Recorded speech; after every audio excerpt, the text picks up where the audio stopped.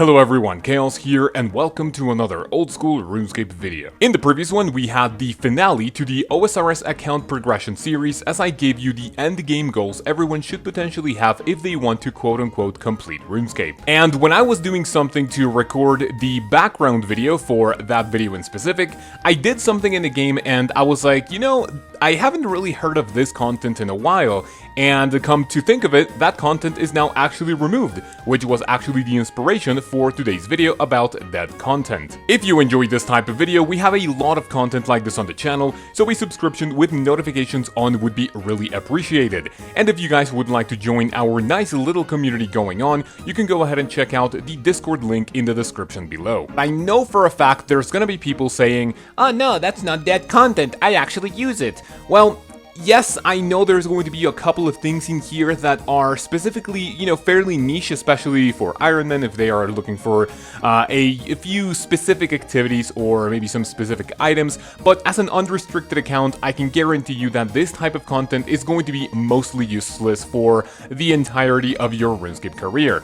And the last one is that this list, we have another 10 things to cover, and they are going to be covered from the least dead to the absolute most dead, if that's even how you say it, in the entire game. To start off this list, we are going to look at Enchanted Bolts. Now, if you guys are avid players, you could potentially know what the Onyx Enchanted Bolts, what the Dragonstone, Diamond, and Ruby Bolts actually do. But what about the other gems? I can guarantee you guys there's at least one of these that you have no idea what they do. And I am of course talking about the Opal, Jade, Pearl, Topaz, Sapphire, and Emerald. Now, I'm not gonna do a deep dive in this one, and this is my second time recording this part of the video, because I just realized that in the original recording, I speak about this for 2.5 minutes, and I really don't want to make it too long.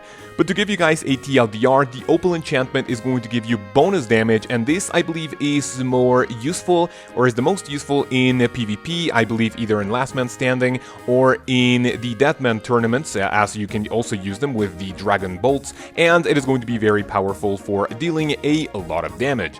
But other than this, all of the other bolts seem to be kind of useless. First you have the Jade enchantment, which is going to act like a little stun, and you're going to see a little rockfall animation like in the Pokemon games, and it is going to prevent the target from moving for about 5 seconds. Up next we have the Pearl enchantment, and this is basically a water-based spell that attacks with the bolts. It really doesn't make a lot of sense. This is especially useful for targets that are fire-based like fire giants, and also it is going to be useful for people who are wearing fire staves, I guess. It really doesn't make a lot of sense. I mean, it does, but not really powerful. Up next we have the Topaz enchantment, and if it procs, it is going to drain 1 magic level from your opponent. Yeah, talk about useless. Next we have the Sapphire enchantment, and this is going to be like a baby smite. It is going to take your opponent's prayer, I believe, for 1/20th of your ranged level. So even if you are level 99, this is really not going to be that useful. And finally we have the Emerald enchantment, which is, like a poison attack, but then we also have poisoned arrows, bolts, and, with a blowpipe and the DDS, there's really better ways to poison the target, and this one is really not that useful. Up next we have the Werewolf Agility course, and now obviously this is the first one that I am talking about, as people are going to say, no, this is actually quite useful, this is a lot of experience per hour. But you guys have to think that this is only for, I guess, people who are looking to do things as efficiently as possible, as according to the wiki, this is going to be the best agility training method from 60 to 99. Because it actually scales and depends on like how fast you do it and whatever. You need a lot of focus and efficiency to do this properly and get the highest amount of experience that you can. And obviously the most important thing as to why I personally think this is dead content is because we have the Rooftop Agility course. Or the courses rather. Number 1, this is going to give us Marks of Grace, which is going to give us our nice graceful outfit as well as the recolors, and of course number 2, it is going to be the only money-making method in agility besides the Hallowed Sepulchre, to my actual knowledge. So the Werewolf Agility course, honestly the only time I have actually seen it being used is on Bodhi's stream when he's actually rushing agility levels, and I guess he is, pretty good at the game, or at least better than I am. So the Werewolf Agility course was actually I guess, maybe not demoted to obsolete content because of the rooftop agility courses, but actually one of the, I guess, better items on this list that we can actually mention. Coming up next, we have the Woodcutting Guild. Now, you might be like, no, this place is actually useful, and I agree with you, but actually it is a specific part of the Woodcutting Guild, and it is going to be the End Dungeon. Now, personally, I have been here by mistake like once or twice, so I kind of wonder, what is this? This could potentially be useful for Ironman if you are looking to get high-level logs, and honestly, it's really not that useful for normal accounts because, number one, well, wood cutting as in itself, it's just better to do it through teak trees, get it as fast and as efficiently as possible, and obviously if you need logs, you are either going to buy them on the Grand Exchange, or you are going to get them as drops from other sources. For example, Vorkath drops magic logs, the Giant Mole drops U logs, and honestly there's just way better ways. There's better ways for you to get high-level logs, and this is why the Woodcutting Guild basement or the dungeon is not as dead as it could potentially be, but for unrestricted accounts, this is actually a little bit redundant, so you guys can let me know what you think. Next is actually something that is related to Fashionscape. Now, obviously, this was a way bigger thing back in the day because people liked flexing the crests that you have for either your kite shield, your full helmet, and there's also, I think, a little bit of a banner going on so you can rock your 3 items for your crest, but nowadays there's barely anyone who uses them, and whoever does actually use them is actually a little bit focused on the, I guess, the Fashionscape, and honestly, this could be quite fun for people who are looking into, I guess, mix and match their outfits, but like I said before, for regular accounts, and actually also for Ironman and any type of account really, this isn't exactly useful. Now, obviously, we have a lot of items who have actually put the rune items to the obsolete tier, I guess, with the Nessie Helm, the Dragon Defender, and everything.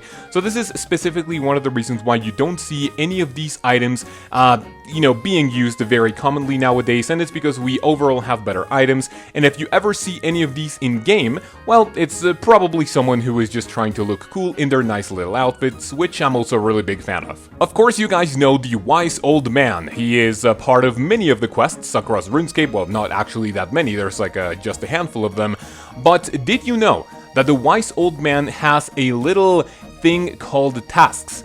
The weird thing about this is that this is actually members only. He is going to ask for a certain list of items, and if you bring them to him, he is going to give you just a little bit of experience in prayer and I believe some other skills, but it's specifically for prayer, and he is going to be able to give you a nice little reward for your troubles. This, for members, is one of the most useless things that you will ever come across, and one thing that you will go like, I wonder what went through people's heads when they were doing this. I really don't know if you guys are seeing on screen when this was actually introduced, but this must have been like way back in the day when there was, kind of a demand for these types of activities, but nowadays you can get way better items and way better prayer experience by doing something else, and honestly, this is where we start getting into the dead type of content, and something that people don't specifically know about if they are actually brand new players. So this is where you guys could potentially start going like, wow, I didn't even know that was a thing, if you guys started playing in 2018, 19, and 20. I started playing in 2018, and the following things that I have for you guys here are some of the things I was like, I didn't even remember that, or I didn't even know that existed. The next thing on this list is not an NPC, it's not an item, but rather a whole city, and it is going to be the city of the Dorgeshuun, where the cave goblins live. Now, you might be like, Kaoz, I think you are wrong in this one because, this is the city that is a part of a lot of the goblin quests. And you might be correct, but actually, let me ask you one thing. If it's not for the long and curved bones, and maybe a few people could potentially use this place for the little teleporting orbs that you use for certain places around RuneScape, if it's not for those two things, have you actually came into the city doing anything like random, just like kind of visiting and checking out the activities? This time around, I am talking about two things in specific that were supposed to be like a big thing back when this thing came out. If you guys came here, it's because you did, I believe it is one task in the Lumbridge achievement diary, and it is for you to pickpocket something out of that dude who's like at near the entrance of the Dorgeshuun Agility course. Other than that, this whole thing is completely dead content, just like the Werewolf Agility course, just because of the Rooftop Agility courses. And if you guys didn't know, there's actually a little activity going on in the market where you are supposed to trade with the goblins in order to get their, like, I guess their traditional food. You get like really weird food choices from the goblins if you actually bring something back to them. And I believe that this is one of the few things that maybe a lot of people are never going to know of if they didn't watch this video. But again, if you guys disagree, make sure to let me know in the comments, like, oh, this could be useful for this could be useful for that. But these two things in specific, as well as the entire city, not exactly that great. I could also think of maybe a few clue steps that involve the Dorgeshuun area, but actually not as useful as some of the other common places where you get clues. Up next, we have Barbarian Training, and of course I am not talking about the entire Barbarian Training activity. Why is this? Because Barbarian Fishing is actually one of the meta training methods for not 1 to 99, but to get 99 fishing, as you are going to do some fly fishing, or I guess, what is this called? The leaping salmon, sturgeon, and trout, the Barbarian Fishing, of course. And it is also useful for a few achievement diaries, and if you want to convert your Sami Hasta into a Sami Spear, or is it the other way around? Yeah, I think it is the other way around. But what about the other two things that involve Barbarian Training? And I am of course talking about Barbarian Herb Lore and Barbarian Firemaking. If you guys complete this whole training, you will see that you will never ever do this ever again, other than the achievement diary that includes you making a Barbarian Mix Potion. I believe it is on top of the Seers Village Bank. I may be wrong about this one, but when have you actually used Barbarian Herb Lore and Barbarian Firemaking?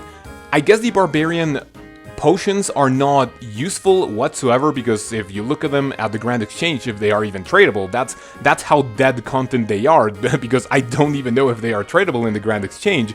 These are not very useful, and of course, the normal counterparts are going to be way more useful for you for whatever activity you are doing, like maybe some combat. You need some prayer potions, combat potions. There's also a prayer mix, but those are only 2 doses. And the fact that they are only 2 doses for 1 potion, and that they don't give you that many benefits, is basically the reason why they are dead content. If they gave you a ton more benefits, like, you know, for example, a 2-dose prayer potion of the Barbarian mixes, if instead of giving you, like, you know, let's say 30 prayer potions, it gives you 50, then, oh, that would be pretty overpowered, you know, nerf that shit. But honestly, you know, this is kind of cringe. And of course, the most useless one that you also use only in achievement diaries is of course Barbarian Firemaking. Who is going to light logs with a longbow? I really don't know about that. I mean, you could buff this in a way that if you if you start your fires with a longbow, then it actually does it automatically. But, you know, because you have to do it manually and it's a right click instead of a left click, then honestly it is going to be quite sad. So that is it for Barbarian Training. Up next, we also have an area that you could potentially visit just a handful of times, but the content inside is actually more dead than I don't even know what to compare it to. And I am of course talking about the Ranging Guild. I believe, if my memory serves me right, there is an elite or a hard Kandarin diary where you need to make a potion inside of the Ranging Guild, and this is also the place where you could potentially buy some of the rune throwing axes for you to go to Dagonauts, and of course, whenever you achieve level 99 ranged, it is going to be the place where you buy your Ranging Cape. But what about the other activities? Well, there's only 2 of them, and one of them includes the ranging tickets, or the I don't even know how they're called. You know, that's how little I know about this place. You guys are seeing it on screen, but actually, you have a little mini game where you know, there's like an archery accuracy kind of thing at the back of the Ranging Guild, and honestly, the rewards you get for this are really not worth the effort. Maybe this was a good idea back when the content came out, but not a single time in my RuneScape life have I seen someone inside doing any of these activities. And then the other one is that if you go upstairs to the tower training, ranging, whatever, if you kill the rangers in the towers that act as, you know, kind of guards or whatever, yeah, they are going to drop arrows at your feet, and that's pretty much it. So this place overall, one of the deadest ones in the entire game. But of course, they are not as dead as the 2 following items that we have in this list. And coming up, we have the Rat Pits. This is one of the worst places, not only because it is obscure, because it doesn't involve any benefits, but obviously because it is locked behind a quest, and one pretty useless at that. If you're not doing this quest for a requirement or for your questscape, there's really no reason for you to ever see this place, and what is this actually about? So if you complete the quest, I believe is Rat Catchers, you are going to be able to enter the rat pits in 4 cities across RuneScape. What is there to do inside the rat pits? This is kind of like the sand casino. This is kind of like the duel arena for rats. If 2 players enter in a little match, they can actually bet, get this, 100 to 2,000 coins, and they are going to put their cats inside of the little pit, and whoever catches the most rats, correct me if I'm wrong, is going to win all of the coins that were involved in the bet. I don't know about you guys, but this sounds like one of the worst money-making methods in the entire game. Not only because it's, luck-based, but, yeah, 2,000 coins per bet, it doesn't really sound too great. So, the rat pits, yeah, not a lot of reasons for people to visit this one. Last but definitely not least, we have the inspiration for this video, and I am of course talking about Slayer partners or Slayer duos, if that's even what was called back in the day. The other day, I grabbed my Slayer gem, I right-clicked it, and I remembered that there was an option that was like, Slayer partner, but the option was nowhere to be found, and I was like, that's kind of weird. I looked up the item, and this content was actually removed from the game, not only because not a lot of people use this, but because it was actually a way for people to abuse bugs. I'm not going to go into detail about the bug abuse because number 1, it's against the rules, I'm not going to talk about it, and number 2, I will be honest, I don't know anything about what type of bugs were abused with the Slayer partner. I guess this was a little bit sad for a lot of people because this was a way for players to get 99 Slayer as a level 3, some reason, whatever, and honestly, this is the definition of dead content because this content doesn't exist anymore in old school RuneScape. Now, there could be some people who could say, this is obviously dead content because it's not there anymore, but it's not because, well, since it was removed, it's not in the game and it cannot count as dead content. That is exactly what I want you guys to tell me in the comments. Do you agree with this number 1 topic, this number 1 thing that I have on this list, the Slayer partners? Is it really dead content? What do you guys think about that? Let me know in the comments below. I personally think that if this was implemented correctly and if this was implemented today in a way, it could be a really nice, I guess, option or type of activity for players to bond together and be like, oh, I need a Slayer partner, what can we do together? I'm pretty sure this could potentially be reworked in a way that, players don't actually abuse bugs, but that's up to Jagex, and honestly, I am not going to do, Slayer in partners. And of course, you guys can let me know in the comments, what do you think about every single item on this list? Do you think I'm right? Do you think I'm wrong? Do you agree with my list? Would you add something? Would you remove something? That is what I want to discuss with you guys in the comments. As always, a huge shout out to Maniac for subscribing to the Berserk tier in my YouTube subscriptions, and of course the Madman, that is Josh B, who subscribed for the Infernal tier and who is already receiving coaching for video making, editing, thumbnails, titles and everything. If you guys are interested in purchasing any of those I was going to say service, but that's actually what they are. And if you are also interested in monetarily supporting this channel, that would be a huge help. Thank you guys so much for even considering it. But that's pretty much it for this video. I hope you guys enjoyed, and I hope you have an amazing day as well as an amazing rest of the week. In the next one, we are going to talk about, another very interesting topic that's also about a top 10 list, and I believe that's going to be it for the top 10s for a little bit. But hopefully you guys are enjoying and looking forward to that. Thank you once again very much for watching. I hope you have a great day, and I'll see you in the next one. Peace!